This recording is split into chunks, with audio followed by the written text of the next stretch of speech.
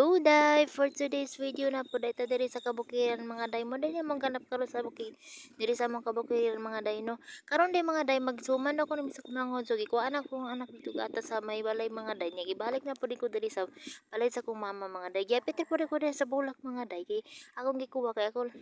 ihatag din ako na sa kong anak mga day kay ganahan lagi siya ng bulak niya diri di po day mga day. Nagkalingaw na po day may halob dira sa katong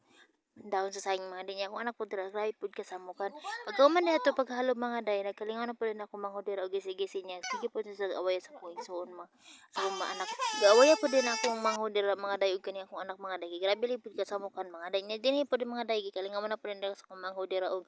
basa-basa ang kanang iyang gihimuon lagi na mo suman mga day tiktik din na siya sa mais mga day hindi ning butana po na mo nagsentral gininayan na po rin butag tubig mga day para dili pud kay siya malugaw mga day. Amo ra na siya sumanon mga day kay mo man nahilig diri sa bukid mga day amo ra na kalingaw nagsuman may na apoy mga merienda mga day.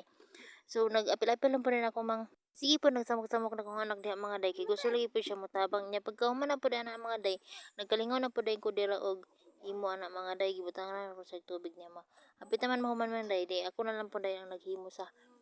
para sumanon mga day kay ako mango dili man pud kay daw siya kabaluhan na siya tig sulod sa kaldero. Unya finally mga day nahuman lagi din taon mga day wala na mo na iya pagpila ka buk mga day mao ra gyud na siya tanan.